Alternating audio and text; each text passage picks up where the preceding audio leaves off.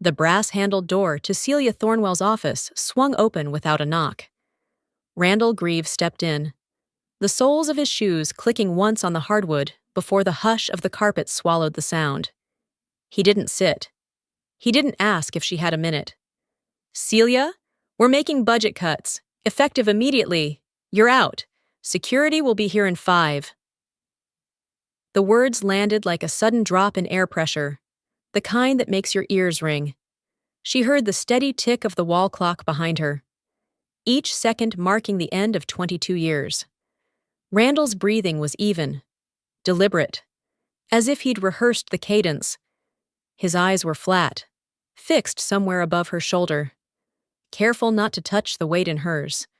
Only an hour earlier, she'd been on the phone with the Crestview Scholars Foundation, confirming the transfer date for the $50,000 scholarship fund she'd promised from her quarterly bonus. Now, with one sentence, that future, and the promises attached to it, was hanging in the air between them.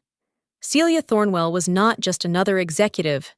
She had been the company's rainmaker, the vice president of sales who had opened markets no one thought reachable. She'd crossed oceans in typhoon season to shake hands on multi-million-dollar contracts. She remembered clients' children's names, anniversaries, the kind of wine they preferred. Her network wasn't a spreadsheet. It was a living web of trust she had built one relationship at a time. Randall was her opposite in every way. The board had parachuted him in 18 months ago from a flashy tech startup he'd half sunk. He thrived on press releases, investor breakfasts, and bold claims with thin scaffolding. Where Celia invested in the long game, Randall chased the quick win. He valued control over loyalty, presentation over foundation. The tension between them had been a quiet current for months, a collision course masked by quarterly smiles. But this, walking in without warning, delivering the blow in under 30 seconds, stripped the pretense away. She reached for the termination packet on her desk.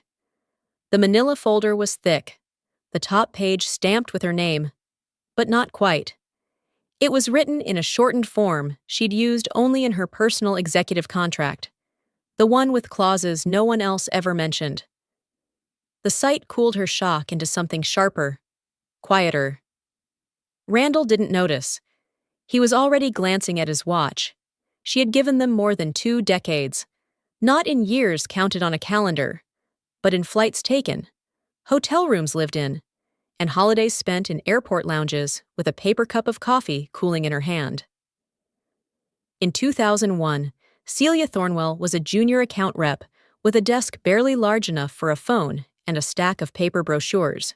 Back then, the company had a handful of regional clients and no global presence to speak of.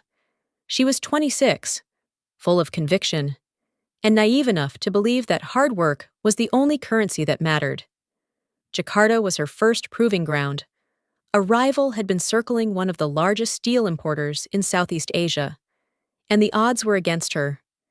She landed during the monsoon season, navigating flooded streets in a borrowed sedan, her presentation notes smudged from the humidity. The meeting was set for the following morning, but she convinced the decision-maker to meet that same night in the lobby of the Hotel Mulia. Over cups of bitter coffee, she laid out not just a proposal, but a vision, and signed the client before sunrise. Riyadh came 6 years later, after she had already earned a reputation for closing the impossible deals. The pitch was delicate, a multi-year contract for industrial equipment in a market where foreign suppliers were often sidelined. She learned the nuances of Saudi business etiquette, brought a gift chosen with care, and waited through a week of polite deferrals before being called into the boardroom. The contract they signed became the company's single largest revenue stream for the next decade. Berlin was the one she remembered most vividly. It was winter, and the deal was slipping away to a competitor who had underbid them by millions. She spent the night reworking every clause, stripping non-essentials, and framing the proposal as a partnership rather than a transaction. At 9 the next morning, in a glass-walled office overlooking a snow-dusted Alexanderplatz, she closed it. Her family had learned to adjust to her absence. Her daughter's first piano recital, her son's high school championship game. She'd missed both. Her husband once joked that the family calendar should be printed on airline boarding passes. Still, they believed, as she did, that all the late nights, canceled vacations, and calls taken at 3 in the morning would eventually be worth it. Success was supposed to be the return on investment, and for a time, it was. Promotions came, bonuses arrived, sometimes large enough to fund scholarships, community projects, and family trips that felt like peace offerings. She was proud, not just of the deals, but of the stability she'd created, a stability built on her shoulders. Yet pride has a bitter edge when you realize it isn't shared. The new leadership saw numbers, not the nights in unfamiliar cities, the trust earned through 1,000 conversations, or the loyalty she'd cultivated across continents. 3 years ago, she'd seen the writing on the wall. A corporate acquisition had brought in a new wave of executives, each eager to streamline operations. She knew her value could be overlooked in the wrong cost-cutting frenzy. So, during negotiations for what was then the biggest deal of her career, a pan-European supply contract worth hundreds of millions, she asked for something unusual. Buried in the legal language of her renewed executive contract was a clause. Client data and associated rights would remain in her possession until the close of any quarter in which she was employed. With all bonuses certified and paid, it was a safeguard, quietly inserted, signed without much scrutiny by the legal department, and approved by the then CEO, who trusted her implicitly. She hadn't mentioned it to anyone, not even her closest colleagues. It was insurance, the kind you hope you never need, but keep anyway. She'd returned from that Berlin trip with the signed contract in her briefcase and a new awareness in her mind. The empire she had helped build might one day be turned against her, and if that day came, she would not be left defenseless. Now, sitting in her office with the termination folder on her desk and Randall's footsteps fading down the hall, she could almost hear the rain in Jakarta again, smell the cardamom coffee in Riyadh, feel the sting of Berlin's winter air. She had built this, not as a cog in a machine, but as the architect of its reach. And if they thought they could cut her out with a 5-minute conversation, they had underestimated the foundation she'd laid and the quiet protections woven into its frame. Randall Grieve had arrived 18 months ago, cutting through the company like a blade through soft fruit. He came with a resume polished to a high shine, former CEO of a tech startup that made headlines for its rapid growth, and quieter headlines for its even faster collapse. He spoke in sound bites, the kind that played well in investor meetings and looked good on LinkedIn. Market disruptor, visionary leader, growth architect, words that sounded big and cost nothing to say. Where Celia valued the work beneath the surface, the unglamorous hours in cramped meeting rooms, the late-night negotiations over patchy phone connections, Randall craved the visible win. He measured success in press releases and stock price bumps, even if the foundation beneath them was thin. He moved fast, sometimes recklessly. Departments were restructured without warning, budgets shifted overnight, and long-standing vendor relationships were dropped in favor of more agile suppliers who happened to have glossy marketing decks. It was momentum for momentum's sake, change to prove he was in charge. The first time Celia saw him in action, he was on stage at a quarterly all-hands, pacing in front of a screen filled with charts. He spoke about disruption, lean efficiency, and synergy, all in a 10-minute block that managed to say everything and nothing. She'd spent the weeks leading up to that meeting salvaging a key account in Brazil, flying back with the signed extension just in time to watch him take credit for new growth in Latin America. She clapped with everyone else, but inside, the contempt lodged itself like a splinter. Her restraint was tested fully 6 months later. It was the day of the $500 million signing, a contract she had pursued for nearly a year. navigating language barriers, political tensions, and an unexpected competitor swooping in with a lower bid. She'd saved it twice from collapse. The second time by flying to Munich on 48 hours' notice to meet the client in person. The signing ceremony was lavish, a ballroom at a downtown hotel, a row of cameras, the company's logo draped in silk behind the table. As the MC read the program, Celia scanned the list of speakers. Randall's name, the CFO's, a junior VP who'd joined the project only in its last month. Her own name wasn't there. She'd asked the MC quietly if there had been a mistake. He hesitated, then leaned closer. Randall said to keep the remarks to executive leadership.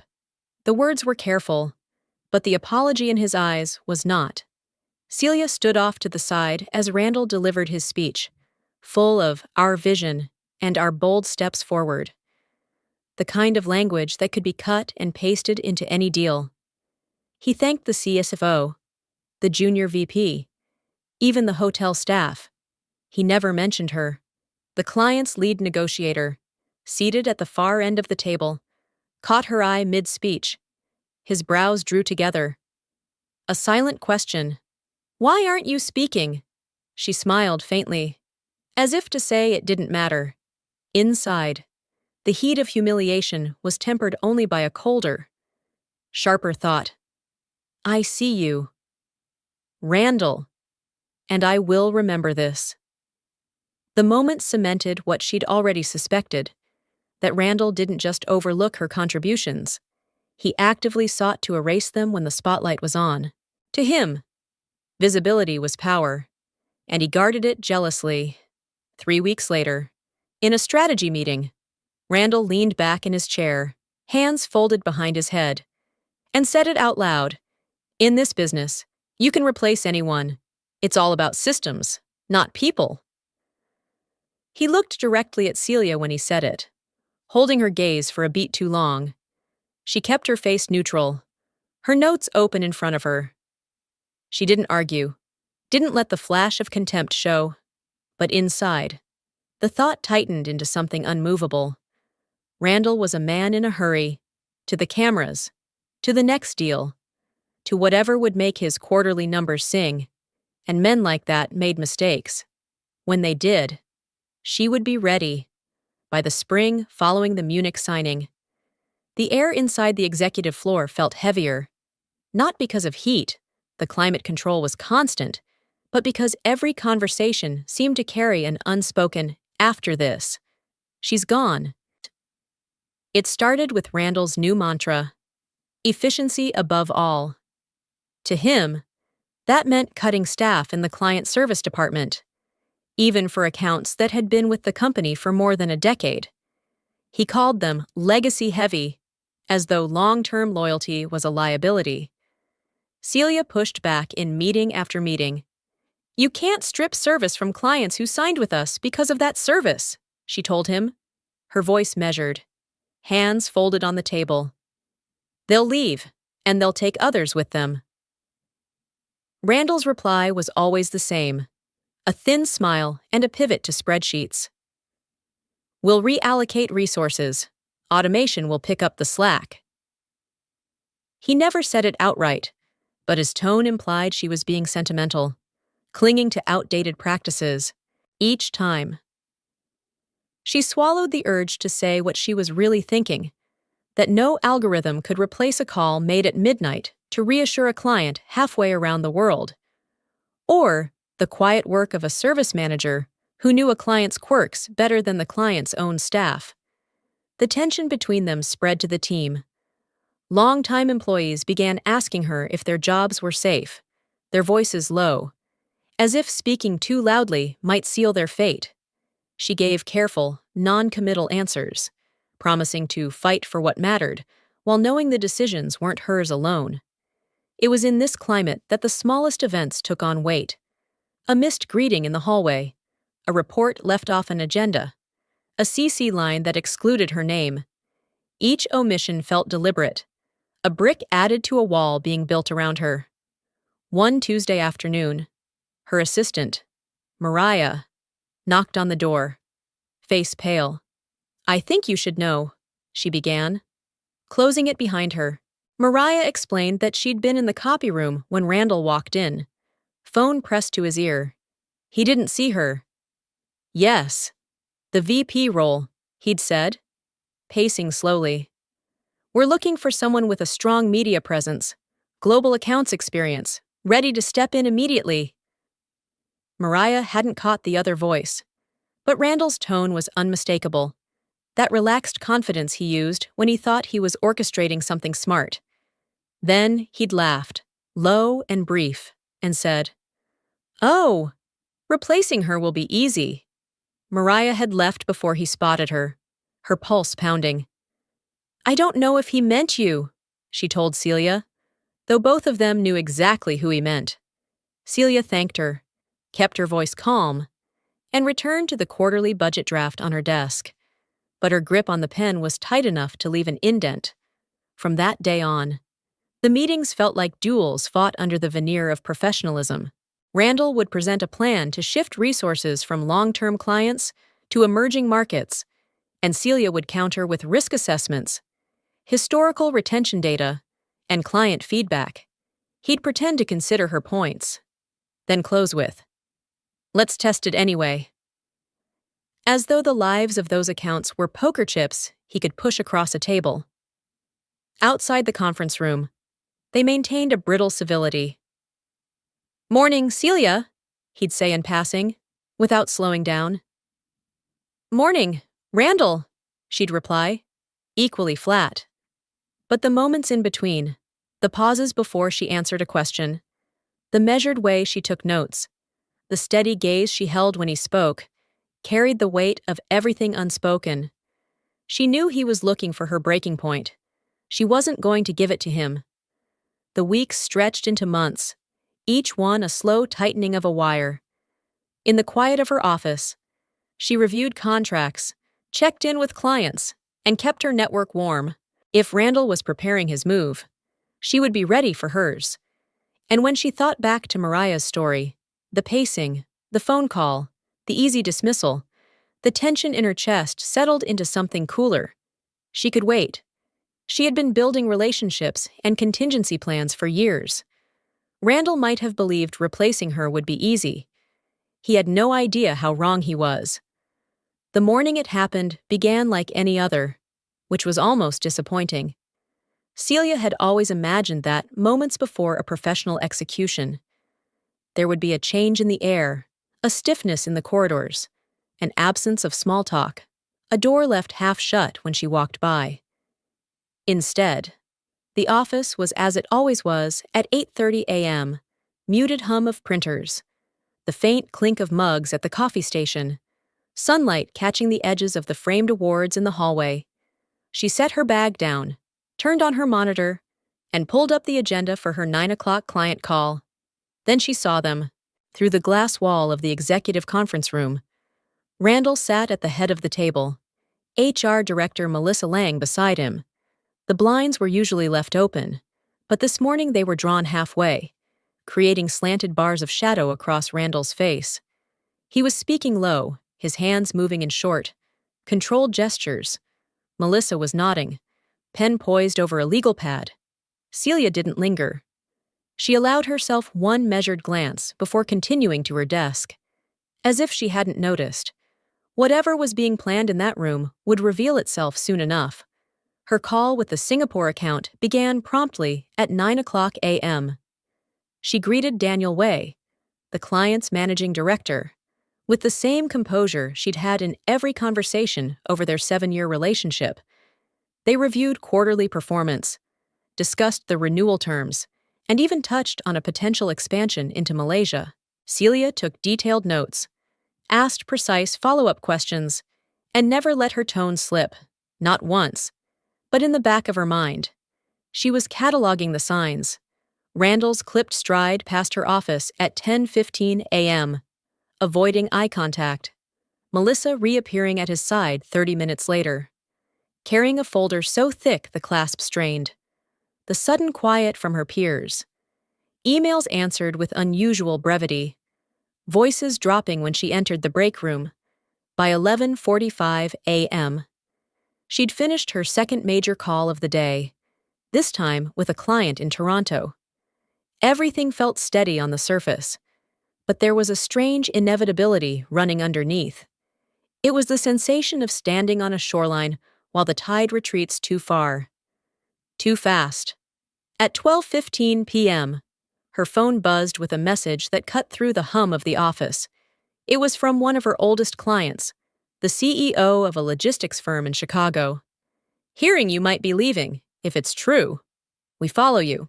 No question." She read it twice, the corner of her mouth lifting in the faintest smile.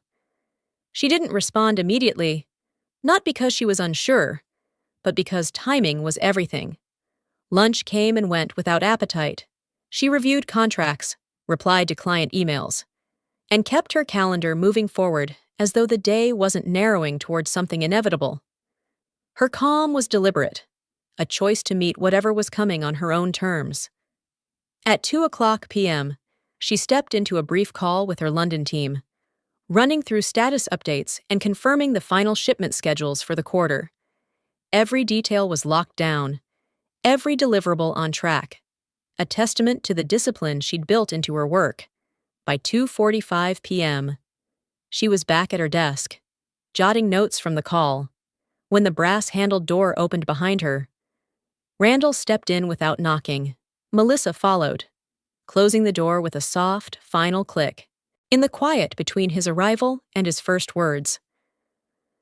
Celia felt the same stillness she'd felt before a major negotiation, the moment before the other side laid their cards on the table. Her pulse was steady. Her breathing was even. Randall began to speak, and the tide that had been drawing back all morning finally rushed in. But Celia had been standing on that shore for a long time. She knew exactly how to keep her footing. The hallway outside her office felt strangely hollow after Randall and Melissa left. Their words still hung in the air. Budget cuts? Effective immediately. Security will escort you. But Celia wasn't hearing them anymore. She was hearing numbers. Third quarter, September. 2 weeks and 3 days left before books closed. Her mind, trained by years of structuring multi-million-dollar contracts, began assembling the pieces automatically. Every active account she managed, every client list, renewal schedule, and purchase order was still tied to her performance metrics for Q3. And according to the clause she had buried 3 years ago in her executive agreement, that data and those rights remained hers until the quarter ended and all bonuses were certified and paid. They had just fired her mid-quarter. The realization didn't come as a jolt. It was slower, like a tide rising, each wave lifting her a little higher until she could see the entire shoreline. Her bag was still under the desk, her laptop was still open, and her company login was still active, for now. She opened the encrypted folder labeled Q3 Client Assets, the one mirrored to her personal compliance server. Dozens of contracts filled the screen. Singapore, Riyadh, Berlin, Toronto, and more, each tied to accounts the company couldn't legally use without her authorization until quarter end. It wasn't theft, it was contract law. Then came the personal weight. If they took this list, they'd take more than her career. The Q3 commission alone would cover her brother's hospital bills. The stem cell therapy he needed wasn't covered by insurance. Without it, his chances would shrink to nothing. She wasn't just protecting leverage, she was protecting him. Celia leaned back in her chair, letting the full scope of the moment settle in. For months, she'd been playing defense, countering Randall's pushes toward short-term wins and cost-cutting gambles. Now, in one careless move, he had handed her the strongest position she'd ever held. And the best part? He couldn't undo it. She pulled up the scanned PDF of her last contract renewal, scrolling to section 14C. Client data reversion, in the event of termination by the company before the close of any quarter. All client data and associated contractual rights remain the property of the executive until the end of said quarter and certification of all due bonuses. At the bottom of the page, in digital ink, sat Randall's full signature, time-stamped and certified by the company's internal document system. His name, his approval, his accountability. He'd signed it himself without reading closely, back when he was still busy trying to charm her into backing his emerging markets plan. Now, that oversight was carved into the record. Her phone buzzed, a text from her attorney friend, Karen, who had helped her refine the clause back in Berlin. "He can't touch it. Not unless you hand it over. Sit tight." Celia smiled. A small, controlled curve of the lips. She wasn't going to hand anything over. She began drafting a secure notice to legal, formally invoking the clause. It was short, precise, and impossible to misinterpret. She attached the relevant section of the contract, highlighted Randall's signature, and sent a copy to her personal server. When she hit send, it wasn't with the satisfaction of revenge. Not yet. It was the quiet confidence of someone who understood the rules better than the man who thought he was in charge. Randall believed firing her at 2:45 p.m. was the end of her story. He didn't realize it had just become the opening move of hers. She closed the laptop slowly, stood, and reached for her bag. The quarter wasn't over, not for the company, and certainly not for Celia Thornwell. Celia didn't leave her office right away. The polite thing, the expected thing, would have been to start packing the framed photos and mementos, to accept the inevitable escort from security. Instead, she sat back down, her bag untouched on the floor, and opened her laptop again. The clock in the corner read 3:02 p.m. She still had access. She pulled up the secure company portal, fingers moving steadily over the keyboard. No sudden rush, no fumbling, just the deliberate rhythm of someone who had rehearsed this moment in theory, never quite believing she'd need it. First came the legal step. She opened the contract archive, navigated to her executive agreement, and uploaded Section 14C, the client data reversion clause, to her encrypted personal server.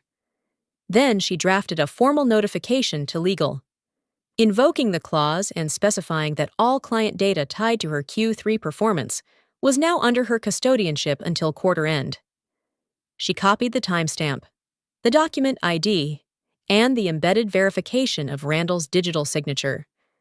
The email was clear, professional, and unshakable in tone. When she hit send, it went to 3 recipients: the company's general counsel, her attorney friend Karen, and her own mirrored server. Next came the technical step. She logged into the CRM, the central hub for every active account, contact, and transaction. The interface loaded without hesitation. She navigated to her portfolio, the contracts representing over $740 million in revenue, and initiated the data custody transfer protocol. This wasn't a deletion, it was a legal reclassification, changing the ownership tags in the metadata to her personal executive ID. From a compliance standpoint, the company could no longer access these accounts without her explicit permission. The process required a secondary authentication, a biometric scan. Celia placed her thumb on the reader beside her keyboard. The green light blinked, confirming her identity. At 3:13 p.m., the first wave of transfers completed. She watched the progress bar move steadily, a thin blue line advancing across the screen. Each percentage point felt like a lock clicking into place. 10 minutes later, she received a system alert, an automated notification from IT. "We've detected missing data from the CRM, likely a sync error, investigating." She almost laughed. They thought it was a glitch. In a way, it was. Not the accidental kind, but the sort engineered years in advance. She kept working, cross-verifying that each client's contract, communication history, and renewal schedule had been copied to her private compliance server. It was meticulous work, and she approached it with the same calm precision she'd brought to a high-stakes negotiation, the kind where one misstep could cost millions. as she waited for the final transfers. Her phone buzzed with an incoming call from an unlisted number. She let it go to voicemail. Moments later, an email popped up from Randall's assistant. Randall would like to see you in the boardroom to discuss transition details. She didn't reply. Transition, in his mind, meant handing over the keys. In hers, it meant securing them. At 3:31 p.m., the transfer log showed 100% completion. Every file, every note, every contractual clause tied to her Q3 accounts now lived in a space Randall couldn't touch without breaching the agreement he'd signed. Celia logged out of the CRM, cleared her browsing history, and encrypted the backup drive she'd been keeping, just in case. The slim silver device slid into her bag beside her phone. For the first time since 2:45 p.m., she allowed herself to exhale. Not a sigh of relief. The fight wasn't over, but a measured breath that steadied her for whatever came next. She stood, smoothing the front of her blazer, and glanced around the office. The framed photos and mementos were still on the shelf. She could collect them later. Right now. Her priority wasn't sentiment, it was strategy. The data was hers. The law was on her side, and the clock was still ticking toward a quarter that would end on her terms. Not Randall's. With quiet determination. Celia stepped into the hallway, the encrypted drive heavy in her bag, and her position stronger than it had ever been. Celia had just stepped out of the elevator into the lobby when her phone buzzed in her hand. The caller ID made her pause. Randall Grieve. She considered letting it ring out, but curiosity and strategy won. She slid her finger across the screen and lifted the phone to her ear. Celia. Randall's voice was unusually warm, dipped in the kind of false familiarity reserved for clients he wanted to charm. How are you holding up? She glanced at the revolving glass doors, the late afternoon sun flaring across the marble floor. I'm fine, Randall. How can I help you? Her tone was even, cool enough to skate across. There was a beat of hesitation before he continued. Well, there's been a little hiccup with the CRM. Some of the Q3 client files aren't showing up on our end. Probably just a sync issue. It's looking into it. But I thought you might be able to help us sort it out quicker. Her lips curved into the faintest smile. A hiccup, she repeated. Yeah, he said, too quickly. Nothing major, just a few missing data points. It's important we keep everything running smoothly during the transition. Celia stopped near a quiet corner of the lobby, the noise of the street muted by the glass. She reached into her bag, tapped her phone's screen, and activated the call recorder. Randall, she said, voice steady. Are you telling me you no longer have access to the Q3 accounts under my portfolio? Another pause. Well, yes. At least. Not at the moment. That's why I wanted to talk to you directly. Maybe you could temporarily restore our access? It would really help the team. The recorder caught every syllable. Proof, clear as daylight, that the company had lost control of the client data, and that Randall knew it. I see, she said. Unfortunately, those accounts fall under Section 14C of my executive agreement. Until the quarter ends and bonuses are certified, they're in my custody. You signed that agreement yourself. The warmth in his voice thinned. Celia, come on, we're all professionals here. Let's not get legalistic about it. Legalistic, she repeated, her tone still level. You want access to something that, as of today, you no longer own. I'm sure legal will be happy to discuss it with you. She could almost hear him swallow on the other end. Look, there's no reason for this to get messy. I agree, she cut in, her voice sharpening just enough to stop him mid-sentence. Keep it clean. Follow the contract. For a moment, all she could hear was the low hum of the line. Then Randall's voice returned. Cooler now. Fine, I'll have legal reach out. Please do, she said, and ended the call before he could add anything else. She slid the phone back into her bag, the recording safely saved to her encrypted drive within seconds. The satisfaction wasn't gloating. It was precision. Another piece of leverage, neatly documented, ready for when she would need it. Stepping out into the street, she felt the shift. The morning had belonged to Randall, the closed-door meeting, the announcement, the dismissal. But now, the balance was tilting. He was the one calling her, seeking her cooperation, trying to soften his tone to get what he wanted. And she? She was in no hurry. Celia turned toward the parking garage, her heels clicking against the concrete. The sun was low, casting long shadows ahead of her. Somewhere above, in the executive suite, Randall was no doubt pacing, demanding updates from IT, wondering how the woman he'd just fired could still hold so much in her hands. By the time she reached her car, she already knew how this would play out. The call wasn't a victory, it was an opening, the kind that widened with every hour they remained locked out. She started the engine, the soft rumble filling the quiet. In her rearview mirror, the company building loomed, glass catching the last light of day. Randall thought he could push her out and still keep everything she built. Now, for the first time, he was realizing how wrong he was. By 9:30 the next morning, the quiet control Celia had held during Randall's call was giving way to a different kind of atmosphere, one that hummed with dangerous tension. Her phone stayed silent, but she didn't need calls to know what was happening. She had friends in enough places, and the pieces weren't hard to assemble. Randall had wasted no time. By dawn, he'd pulled in the company's outside counsel and their most senior IT engineers, demanding they find a way around the reversion clause.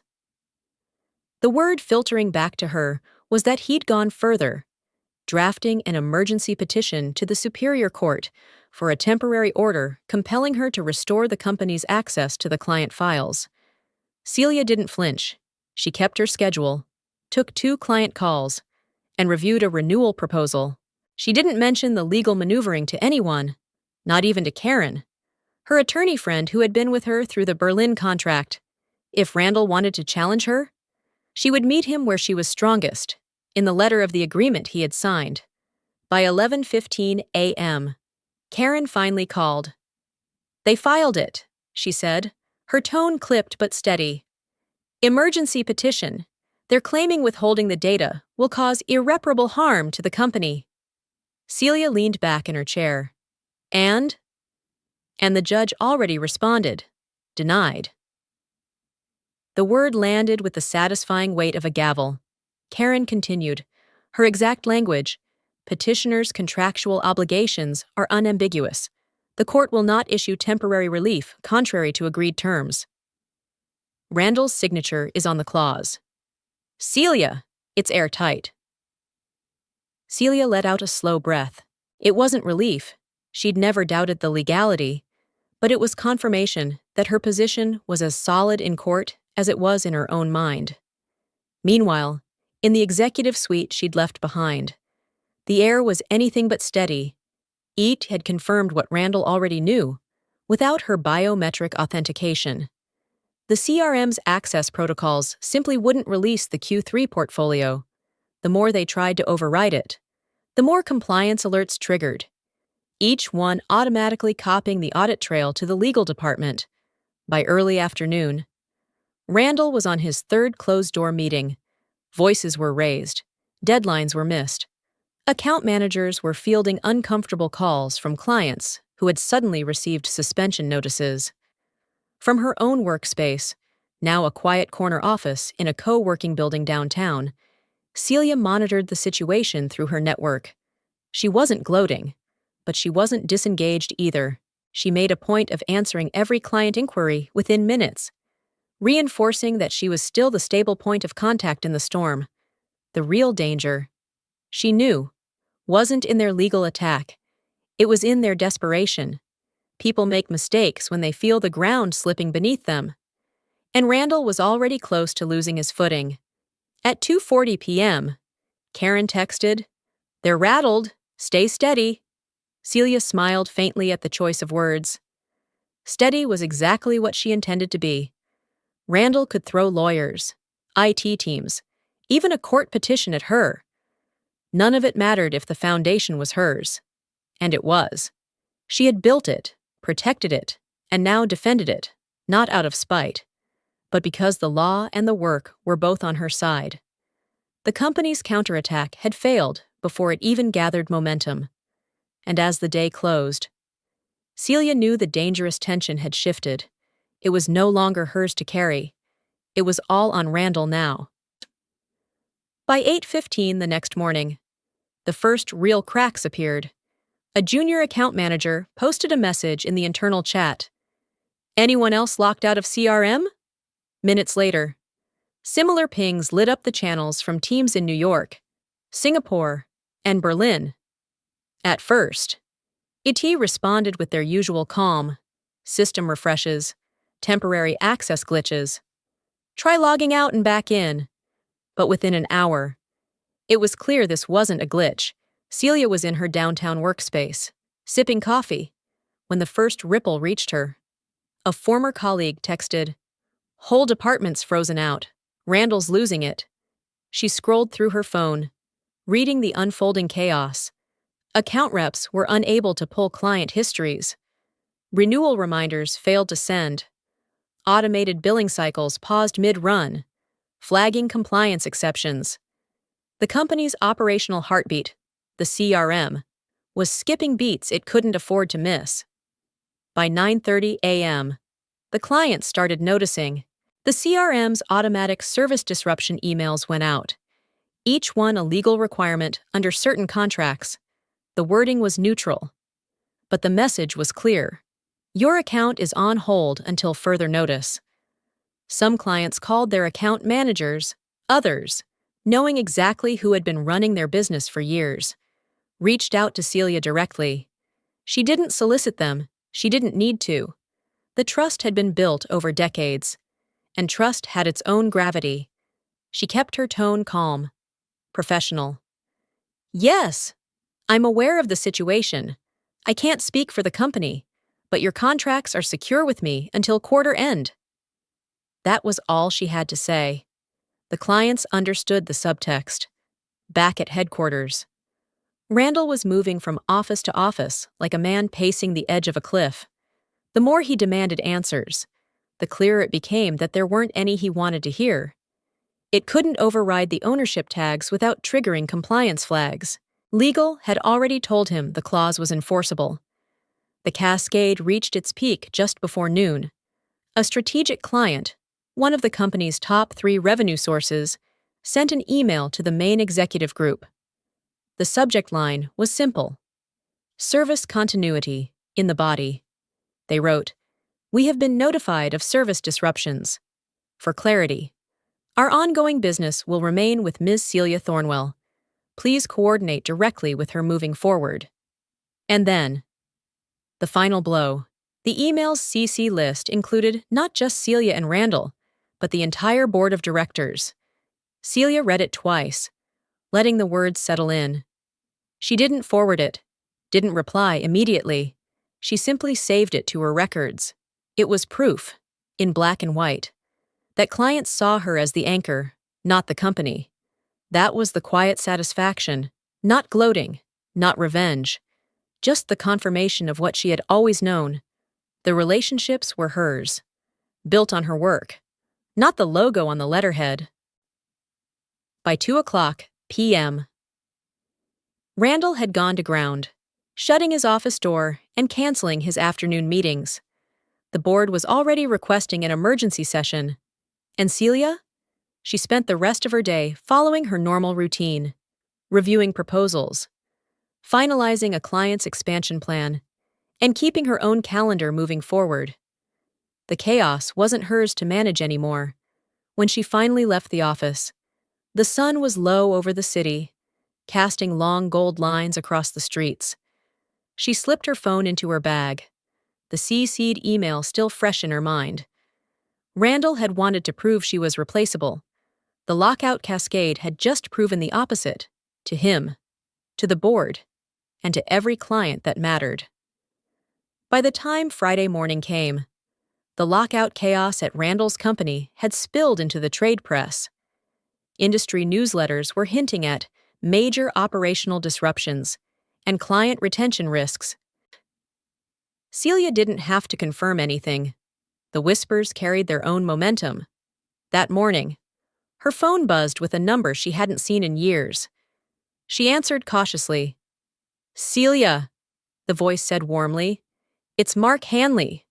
She remembered immediately, CEO of Apex Global Logistics, one of the top competitors to her now former company. 15 years ago, Apex had been in danger of losing a massive transatlantic shipping contract. Celia had stepped in, bridging cultural misunderstandings and salvaging the deal in a week when others thought it was gone. Back then, Mark had been the VP of operations. "I hear you're available," he said with a hint of understatement.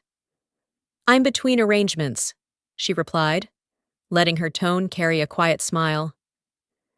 "I'd like you to come in today, noon, my office." By 11:50 a.m., Celia was stepping through the glass doors of Apex's headquarters. The receptionist greeted her by name and led her to a corner suite with panoramic views of the harbor. Mark rose from behind his desk, crossing the room with a firm handshake. "It's been too long." They talked briefly about the industry, shifting markets, rising competition, the kind of macro forces only veterans cared to dissect. But within minutes, Mark steered the conversation exactly where she knew it would go. "I'll be blunt," he said. "We've been watching the situation across town, and we know the value you bring, not just the client list, but the loyalty behind it. I want you here, running global sales for us." Celia kept her posture steady, though the weight of the moment was undeniable. This was the inflection point, the door opening to something not just different, but stronger. Mark slid a folder across the desk. Inside was a formal offer: Executive Vice President, Global Sales, with full strategic control and a multi-year contract. The base salary was generous, but the signing bonus caught her eye. Exactly the amount Randall had refused to release for her team's retention fund the year before. She looked up, and Mark was watching her carefully. "I remember what you did for us 15 years ago. You didn't just save a contract, you saved jobs. This bonus is my way of saying I don't forget." The room was quiet for a moment. Outside the window, a cargo ship slid across the water, steady and deliberate. "This isn't just about leaving one company for another," Celia said. "It's about building something worth staying for." "That's exactly what I'm offering," Mark replied. "You'll have resources, autonomy, and the freedom to structure sales operations the way you know works." She closed the folder gently, her decision already made. At 12:45 p.m., they shook hands on the agreement. There was no champagne, no photo op, just the unspoken understanding between two people who valued results over theatrics. Walking back through the lobby, Celia felt the shift in her stride. She wasn't just reacting to Randall's misstep anymore. She was moving toward something, toward a role that recognized the depth of her work, toward a platform that could amplify it. The revolving doors opened to the bright midday sun, and she stepped onto the sidewalk with the contract tucked securely in her bag. For the first time in weeks, she felt the weight in her chest ease. This wasn't an escape. It was a transition, from being undervalued to being undeniable. By the following Thursday, the story was everywhere. Trade journals ran it first, picking apart the client reallocation that had stripped Randall's company of nearly 3/4 of its revenue in less than 2 days. Then the mainstream business press caught the scent. 48 hours, 700 hours walks out the door. The headline made it sound like a bank heist. In a way, it was. Only the vault had been built on relationships, not steel, inside the company. The board had moved swiftly. Randall was removed from his position before the quarterly meeting could even begin. Officially. It was a mutual decision to pursue other opportunities. Unofficially, it was the price of underestimating the one person whose name mattered most to the client list. Celia didn't watch the live coverage. She was in her new office at Apex Global Logistics, reviewing the transition plans for the accounts that had followed her. The room was bright, framed by wide windows, and the air felt different, not lighter exactly, but clearer, as if she could finally see the whole playing field without someone trying to block her view. Karen called mid-morning. "Have you seen the Financial Chronicle piece yet?" "No," Celia said, clicking open the link as Karen spoke. The article wasn't just a blow-by-blow of the contracts lost or the leadership shakeup. It was a profile on her. The photo was from a conference in Berlin years ago, standing at a podium, mid-sentence. The headline quoted her directly, "You don't fire the person who is the relationship." Seeing those words in print, unedited, gave her a quiet sense of closure. She hadn't said them for attention. She'd said them because they were true. Now they were a banner for anyone in her world who had ever been told they were replaceable. By noon, her inbox was full. Congratulations from old colleagues, inquiries from industry contacts, messages from clients reaffirming their commitment to the new chapter. Not one of them mentioned Randall's name.